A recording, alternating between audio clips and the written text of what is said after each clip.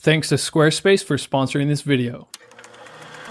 Why would the 1944 and 45 winter of starvation at the end of World War II improve the health of sick children in the Netherlands? For Dutch pediatrician Dr. William Dicke, this actually made plenty of sense. Dr. Dicke had been pursuing a way to treat Guy-Herter's disease, a disease that damages the intestine, leading to serious complications, and a lack of treatment usually meant death. During the winter of starvation, normal food like bread became very scarce. Then the children with this disease suddenly started to get much better. Later, when Swedish relief efforts made bread available again, the children's health got worse. You might have guessed, but Guy-Herter's disease was another name for celiac disease. And while celiac disease can cause terrible distress, it has a cure: a gluten-free diet. Gluten-free has been a big buzzword lately that swept through the supermarkets, putting all kinds of gluten-free products on the shelves. Interestingly enough, there are all kinds of stories about people who have healed some ailment or another by eliminating all wheat and gluten-containing products from their diet. The book Toxic Staple by Anne Sarkeesian is packed full of personal stories of people who, on a gluten-free diet, healed various ailments like irritable bowel syndrome, acid reflux, skin rashes, allergies, and even neurological issues like depression, migraines, ADHD, and brain fog. One reason people clear up so many issues by cutting out gluten is that over 95% of people with celiac disease remain undiagnosed. As medical doctor Alessio Fasano puts it, celiac disease is a clinical chameleon that can range from chronic diarrhea, weight loss, and abdominal distension to symptoms and conditions that can affect any organ system. But celiac disease is not the only gluten-related disorder. While the global incidence of celiac disease ranges from 0.5% to 1%, it's estimated that 18 million Americans, about 6% of the population, have a condition called gluten sensitivity, according to Dr. Fasano. Dr. Kenneth Fine of Interolab, a testing laboratory for non-celiac gluten sensitivity, asserts that the number of people with this disorder could be as high as 30 to 40%. While in Croatia in the summer of 2010, tennis player Novak Djokovic was having a consultation with Dr. Igor Setojevic. The doctor quickly confirmed that Djokovic's left arm was noticeably weaker than his right. Actually, Dr. Setojevic was curious about Djokovic's health back when he was watching the Australian Open and saw that Djokovic was having trouble breathing during a match. He apparently had also vomited violently during a toilet break. Dr. Setojevic explained to Djokovic that he was likely sensitive to gluten. Looking back, this revelation explained to Djokovic why he had collapsed from exhaustion during several matches. Even though he wasn't diagnosed with celiac disease, Djokovic started a gluten-free diet and drastically improved his health very quickly. You might be thinking, okay, so what if I'm not gluten sensitive or celiac? Is there any point to specifically removing wheat and gluten from my diet? Well, high carbohydrate foods like grains in general spike your blood sugar, leading to various problems with weight and insulin resistance. So a grain-free diet in general has various benefits, but what is unique about wheat and gluten?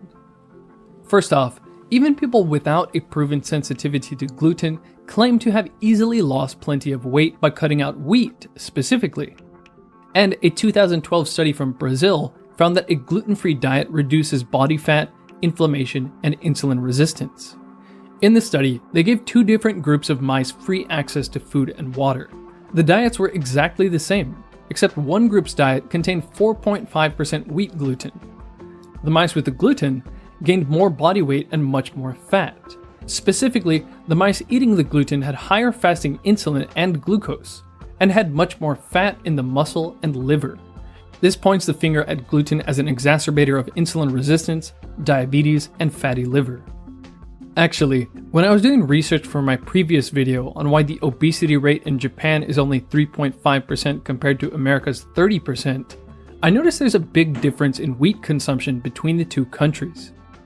Rice and wheat combined, people ate 112.5 kilograms of these two grains in America in the year 2017. But they ate 117 kilograms in Japan. So Japanese people are actually eating more of these two grains combined, but they're eating almost half as much wheat as Americans. This drastic difference in wheat consumption could be a big factor in the drastic difference in obesity rates in these two countries. However, there's more than just weight gain happening when you consume gluten. Wheat gluten is actually a combination of two proteins called gliadin and glutenin. The thing about gluten is that although many people can eat it without any obvious problems, no one is able to completely digest it. According to Dr. Alessio Fasano, all of the proteins we ingest can be completely dismantled, with the exception of one strange, unusual protein. Of course, that protein is gluten, and more specifically, its components gliadins and glutenins. So, after eating something like bread, these undigested gluten peptides end up floating around in the upper small intestine, and your gut perceives them as a potential enemy.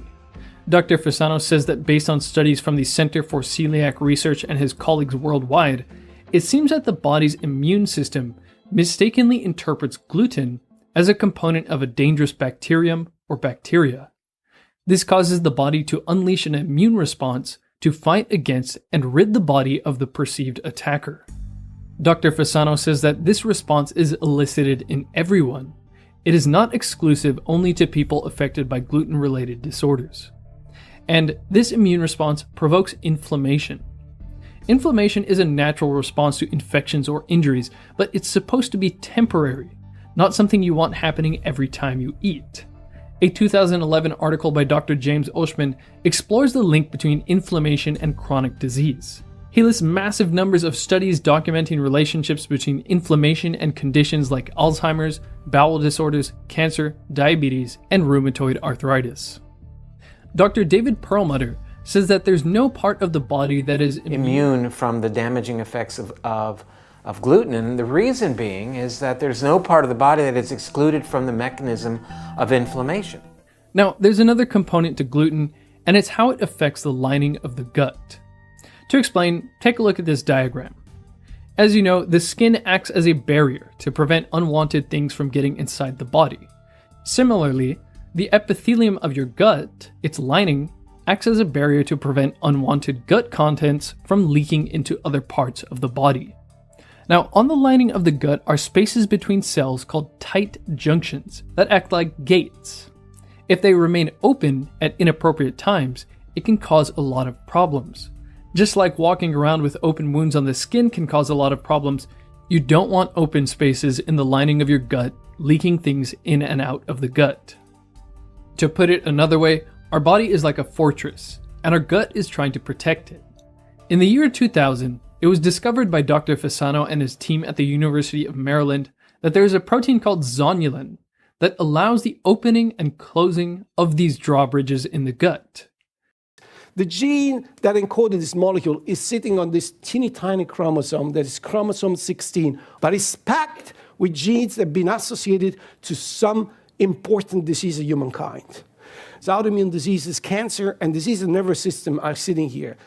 When the gene for zonulin was cloned, a series of scientists worldwide looked at this gene to see if it was linked to any disease, and sure enough, the same three categories showed up.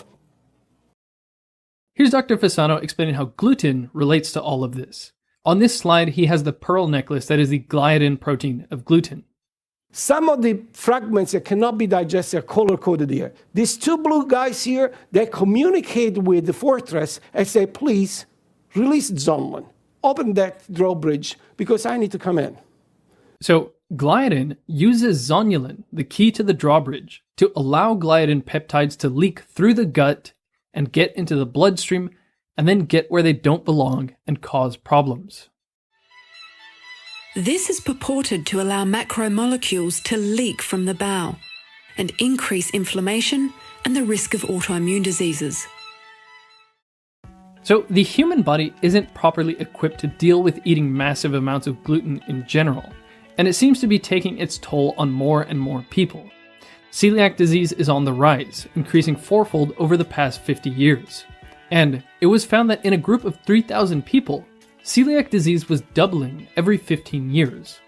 Some of these people, after being able to eat gluten without any complaint for 70 years, suddenly developed celiac disease. So what's going on here? First of all, we're consuming way more wheat products and gluten nowadays. we've been admonished to eat more whole grains, with the food pyramid illustrating that the bedrock of our diet should be grains. Not only that, a majority of food products in the supermarket contain gluten or some component of wheat. Gluten has useful properties for making all kinds of foods, and it's a good stabilizing agent, so it's found itself in many other products like ketchup, soy sauce, cold cuts, and even lipstick. Secondly, wheat has changed quite a bit over time. Wheat was pretty much the same for the past 10,000 years or so that we have been eating it, until the second half of the 20th century when hybridization techniques transformed the grain.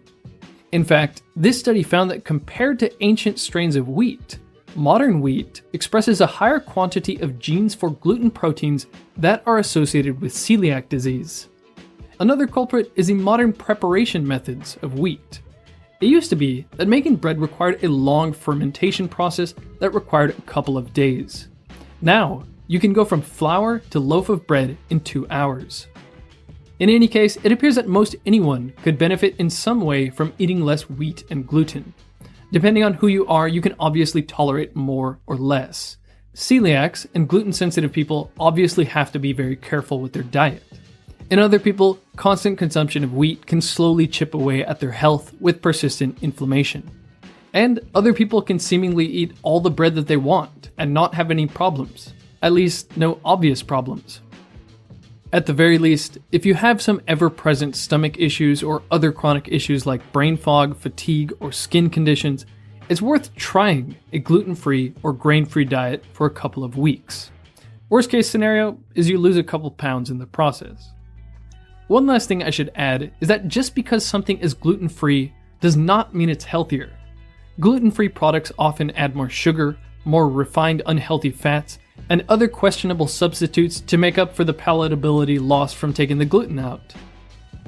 Unless you're celiac or gluten sensitive, going from processed food to gluten-free processed food is hardly an improvement in health. This video was brought to you by Squarespace.